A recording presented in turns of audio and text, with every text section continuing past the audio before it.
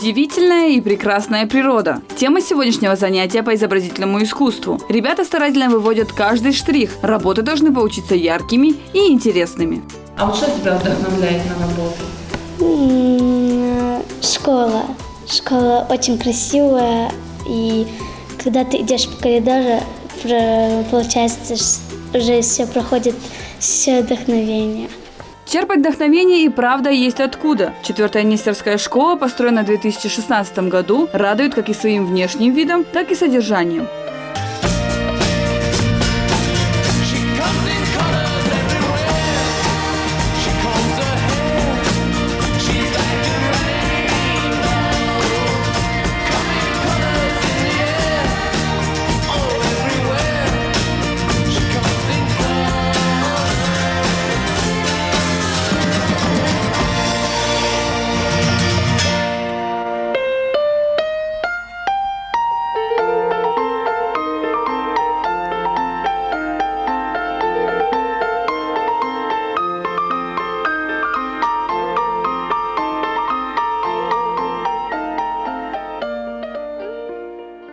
Учебное заведение, рассчитанное на 540 ученических мест, большое и светлое. Оно оснащено современным оборудованием, интерактивными досками и компьютерами. В каждом кабинете есть выход в интернет. Спортивные и актовые залы, комната для творческих занятий, столовая с современным оборудованием, мастерские и библиотека. Последняя сейчас преобразована в информационно-библиотечный центр.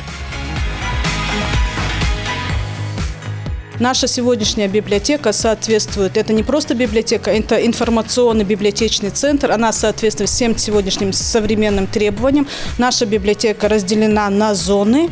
У нас есть зона для тихого чтения детей, зона для проектной работы, чтобы детям было удобно делать различные проекты, которые дают учителя. Также у нас зона разделена на групповые. Есть зона, представлена групповой работой для детей.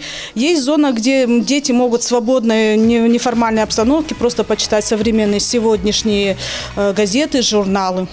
Мы с вами должны набрать из этих чисел поочередно. Я вас буду спрашивать, вы будете говорить. Амина? 10, 9, правильно. Это в сумме дает 19. Так, Адам? Так, 8, 7, 5. Правильно он сказал? Нет. Нет, Амина? Школьники давно отсчитывают дни до начала летних каникул, а их осталось совсем немного. Уже через неделю ребята уйдут на заслуженный 3-месячный отпуск. Но это, как мы уже сказали, произойдет только через неделю. А пока нужно еще раз решить задачку по математике, на географии узнать, где находятся Уральские горы, а на уроке основ религии прочитать еще одну суру из Корана. Бисмиллахир-рахманир-рахим. لإيلاف قريش إيلافهم رحلة الشتاء والصيف فليعبدوا رب هذا البيت الذي أطعمهم من جوع وآمنهم من خوف. صدق الله العظيم. Сегодня мы побываем, ребята, начнем наше путешествие по России. Сегодня мы отправимся в Урал. Чем интересен Урал? Ребята, здесь старые Уральские горы, они делят Евразию, если вы помните, материк Евразии на Европу и Азию, то есть на 2 части света. И вот делит этот материк Евразию на 2 части Уральские горы, ребята. Мака Кавтарова, ученица 4 класса, всеобщую радость из-за приближающихся каникул не разделяет. Прощаться со школой на долгих 3 месяца ей не хочется. Раньше на уроках девочка всегда была хмурой и слегка не выспавшейся. И это неудивительно. Прежняя школа находилась на большом расстоянии от дома девочки. Добираться до нее приходилось по 40 минут, а вставать чуть ли не в 6 часов утра. Зато сейчас дойти до 4-й школы Мака может за 10 минут, и просыпаться в такую рань ей не приходится. Я довольна этой школой, мне тут нравится учиться. Хорошие учителя, и тут есть все условия, которые нам нужны, есть все удобства, и нам весело идти в эту школу, мы недалеко живем. Кстати, отдыхать на каникулах девочка не собирается. На летних каникулах я буду готовиться к следующему учебному году, повторю все пройденное, и перечитаю все книги. Настрой Маки одобряют учителя. Да, конечно, во время каникул нужно отдыхать, но при этом не забывать, что в сентябре ученикам надо возвращаться в школу, и к новому учебному году они должны быть готовы. Конечно, дети должны отдыхать, но наши дети не так загружены, будем говорить. Поэтому я бы рекомендовала обязательно читать, читать и читать. Кругозор-то расширять нужно. В библиотеке мы не такие ходаки, будем говорить. Да не только я, мы все учителя, мы контактируем с родителями, рекомендации даем учиться, писать, потому что они пойдут в 5 класс, пока там адаптируются новые учителя, и вот этот вот барьер им преодолеть бывает сложновато. Поэтому читать обязательно, хотя бы в августе уже начинать, пусть июнь отдохнут. Мы говорим детям: да, отдыхайте, это ваши каникулы, но не забывайте, что вам идти в 3 класс, это более ответственно, это более серьезно, поэтому читайте побольше. Читайте, главное чтение, оно очень много дает. Отойдем от темы каникул. Еще одна школа в сельском поселении Нестерская была крайне необходима. Дети учились в 2, а то и в 3 смены. Ученических мест катастрофически не хватало. Открытие объекта помогло не только разгрузить близлежащие школы, но и создать новые рабочие места. Педагогический коллектив на сегодняшний день сформирован полностью. В основном мы формировали его из числа учителей первой школы, так как мы разгружали первую школу, и контингент учащихся у нас в основном из первой Нестеровской школы. И потом мы добирали на конкурсной основе своих учителей, те, которые проходили аттестацию, тестирование. Соответственно, мы их принимали на работу. Да, в коллективе есть учителя с высшей категорией, с первой категорией, есть заслуженные работники Российской Федерации, почетные работники Российской Федерации, заслуженный учитель Российской Федерации. У наших учителей у многих есть регалии. Есть молодые учителя, как вы видели сегодня, у которых есть потенциал, которые хотят работать и есть желание. Главное, чтобы у них было желание. В остальном, наверное, у нас все наладится. Новая школа не может не радовать учителей. Им есть с чем сравнивать. По мнению педагогов, в этом учебном заведении есть все условия для плодотворной работы. Все условия в школе вполне нас, не только меня, учителей устраивают. Школа строилась, можно сказать, на моих глазах. Я сама жительница этого поселения. Изначально мы видели строительство, ждали. Будем говорить честно, потому что я не только педагог, я мама. У меня учатся в этой школе 2 детей. И мы ждали, наши надежды оправдались. Школа действительно большая, светлая, красивая. Все это видно. Классы большие. Когда я училась и жила в этом селе, у нас было 2 школы. И нам, тогдашним, будем говорить, ученикам, учителям это хватало. Но село сейчас густонаселенное, люди прибывают с каждым годом, поэтому построилась потом 3 школа, 2-ю улучшили, теперь у нас уже 4-я школа.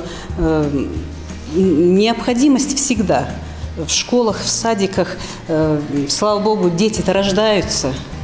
Население-то увеличивается, алхамдулилла. Поэтому школы нужны. И в целом по Ингушетии мы же проезжаем, мы видим, школы везде, как грибы растут. И не только в Нестеровке, по всей Ингушетии. О таких условиях мы в свое время даже не могли мечтать.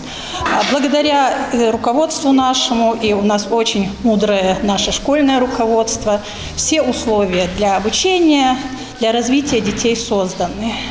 Мы же, учителя, в свою очередь, учим наших детей добру, учим их взаимопониманию, учим их уважению старших, учим их уважению к своей истории. Потому что без истории нету нации. К 8 октября 1480 года на реке Угре с 2 сторон подошли войска. С одной стороны русские войска, войско московского князя Ивана III, с другой стороны войско ордынского хана Ахмата. Друг против друга на реке Угре они стояли с 8 октября до 11 ноября. Ни одна из сторон не посмела перейти реку и вступить в бой. Не посмели, с одной стороны, монголо-татары и войска Ивана III. Запасы продовольствия и фураж у монголов закончились, и они вынуждены были уйти. Таким образом, противостояние на реке Угре, продолжавшееся больше месяца, закончилось без боя. Вскоре после этого хан Ахмад был своими политическими противниками убит. Но школа – это только коробка, если в нем нет грамотных педагогов, считает Альберт Кафтаров, учитель истории с полувековым стажем работы. Педагогический коллектив – это своего рода стержень учебного заведения. Школа как очаг воспитания, как сила морального, идейного влияния старшего поколения на подрастающее, как центр многогранной духовной жизни живет только в педагогическом коллективе. Школа по своей технической оснащенности, она хороша, она современна. Все зависит только от нас, от учителя. Еще воспитатель Александра Македонского, философ галикарнасский Аристотель, сказал: воспитание главное. Кто воспитатель? Фигура воспитателя. Все хорошо, императивные доски, все книги, учебные программы, но личность учителя ничего не заменит. Учитель воспитывает нацию. Но чтобы нацию воспитывать, учитель должен быть способен на это. بيش با فرقش که ایقه و بیش آخرش فرقش که تخم و بیش با فرق هیچ چیز فرقش که بوزی آتو ولی حنا بوزی تو اتوقع لامش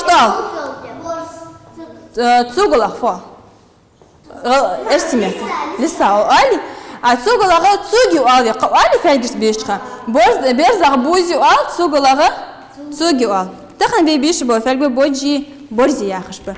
Для Хадишат Хашиевой, учителя ингурского языка и литературы, 4-я школа стала первым местом работы. Период адаптации молодого педагога протекал легко. К ученикам и коллегам девушка привязалась быстро. Хадишат знает, что в образовательном учреждении много опытных учителей, и к ним всегда можно обратиться за помощью. У нас в школе бывает взаимопосещение уроков, да, я посещаю уроки от более опытных педагогов и получаю много нового для себя, новой информации. Также бывают совещания, педагогические советы, где обсуждаются те или иные вопросы, да, которые возникают по поводу нашей профессии, да. И каждый педагог в соответствии с своей занимаемой должностью может задать тот или иной вопрос, да, который его волнует, интересует. Вот. И я, как молодой специалист, тоже задаю вопросы и получаю на них хорошие ответы. В плотном учительском графике Хадишат находит время и для поэзии. Девушка с 17 лет пишет стихи на ингурском языке, а недавно выпустила свой первый сборник. Любовь к стихотворному слогу Хадишат старается привить и своим ученикам. مي خوشش بش أو بيعتر بي تتقلينا خوزة بيرجع بزع نجي يخي الله تكرسي نجي اسمك أشد دوب يا أخي Гянец. Моя педагогическая деятельность и творческая деятельность связаны между собой. Каждый раз, когда я готовлю свой урок, да, провожу то или иное мероприятие, да, касаемо определенных тем, я беру свои стихи, дети с удовольствием их учат, оценивают в первую очередь. Прежде чем они выступят перед публикой, мы проводим, соответственно, репетиции и так далее.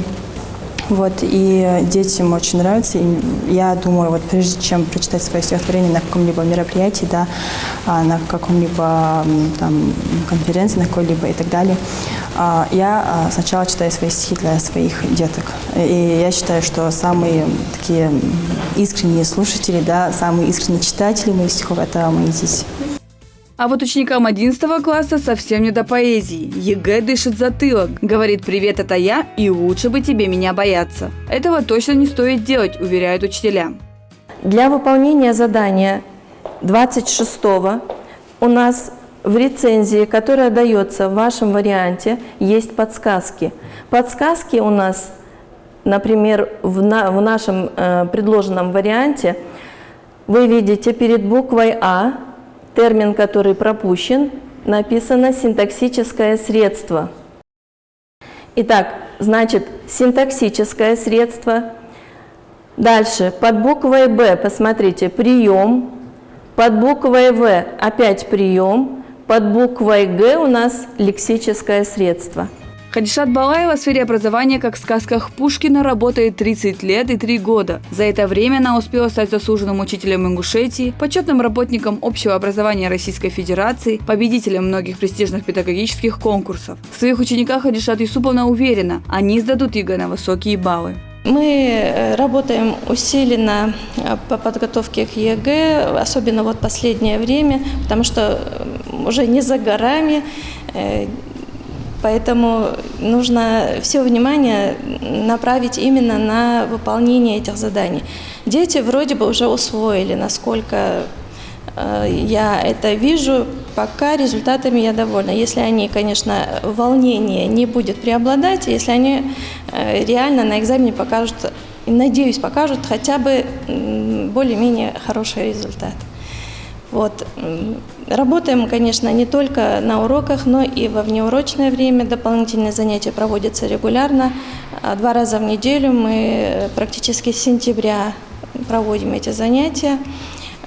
Поэтому мы и успели за все это время пройти все задания, выполнить. Сейчас вот последние, можно сказать, штрихи. Работаем над сочинением. Вроде бы, не знаю, будем надеяться, что результат будет хороший. ЕГЭ по русскому языку считается одним из легких среди всех предметов. 80% ошибок, которые делают во время экзамена, это ошибки из-за непонимания сути заданий, их неправильного прочтения. Поэтому главное понять, что от вас требуется. Во время экзамена дается 210 минут на выполнение 27 заданий. Всего можно получить 58 первичных баллов. Я бы посоветовала самое главное, чтобы они не волновались. Обстановка, конечно, вот эта атмосфера самого ЕГЭ, она психологически давит и на детей, и на всех, кто там находится, это точно. Но самое главное, на эту обстановку не надо обращать внимания. Дети должны сосредоточены на том, что вот я сегодня получу билет, вернее, не билет, а этот КИМ, и этот КИМ только мой, он мне достается, потому что я с ним справлюсь. Вот с этой установкой они должны идти на этот экзамен, я так думаю. Важная часть заданий по русскому языку – это сочинение по предложенному в экзамене тексту. В нем нужно сформулировать проблему, которую поднимает автор, и подкрепить ответ примерами из текста. Сочинение дает ребенку, выпускнику 24 балла. Конечно, это хороший весомый балл. Я не скажу, что все дети идеально на 24 балла будут писать, но во всяком случае структуру сочинения они поняли, и определенное количество баллов, надеемся, что они получат. Исита Амриева, как и остальные 678 тысяч выпускников, в этом году сдает ЕГЭ. По ночам ей снятся занятия, а от задач по биологии она отдыхает, готовясь к другим экзаменам. Девочка планирует поступить в престижный медицинский вуз, поэтому баллы ей нужны высокие. В подготовке к экзаменам она задействовала все ресурсы. Подготовка у нас проходит тщательно, есть дополнительные занятия, кроме обязательных занятий. Я выбрала, кроме обязательных предметов, химию и биологию, так как я собираюсь поступать в медицинский факультет. Также я готовилась ко всем предметам и надеюсь, что все получится. В новом образовательном учреждении Исита проучилась сравнительно недолго, всего 3 года. Но за этот короткий срок школа успела стать для нее родной. В той школе условия были чуть хуже. В этой школе у нас это новая школа. Есть все условия, есть выход в интернет, интерактивные доски, вода в кабинетах и все остальное, все, что нам требуется для получения хороших знаний.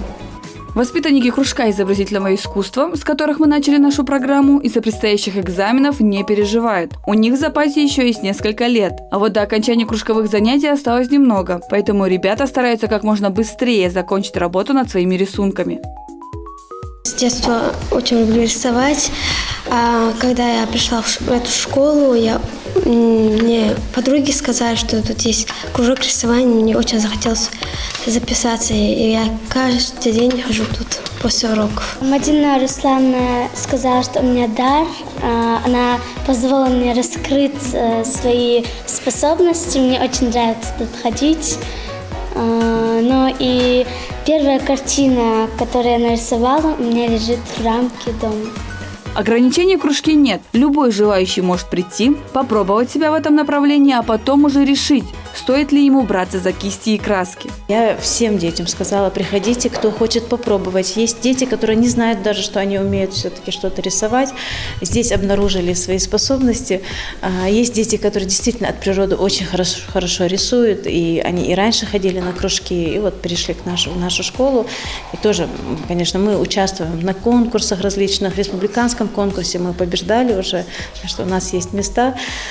Дети, которые просто хотят учиться рисовать, и такие дети есть. И они стараются, действительно, они пытаются выйти на уровне других более способных детей, но мы их пытаемся немножко поддерживать, но у нас очень хорошо все проходит. Вроде дети показывают, раскрываются дети, конечно, очень активно. Умение видеть и понимать красоту окружающего мира способствует воспитанию культуры чувств, развитию художественно-эстетического вкуса, трудовой и творческой активности, воспитывает целеустремленность, усидчивость, чувство взаимопомощи, дает возможность творческой самореализации личности. Занятие изобразительным искусством помогает приучить детей к бережному отношению к природе. Мы прививаем именно уход за природой, также, чтобы они берегли эту природу. В любом случае, закладывать, конечно, нужно еще с парт, со школы. Дети очень активные, на самом деле, им нравится приходить. Их нужно немножко вдохновлять тоже, конечно, различными темами, различными рисунками. Но так дети вроде хорошо работают. Так, у нас очень активно, хорошо проходят кружки. Педагогический коллектив 4-й Нестеровской школы знает, до статуса ведущего образовательного учреждения республики еще очень много лет и сил, но мечтать об этом можно уже сейчас.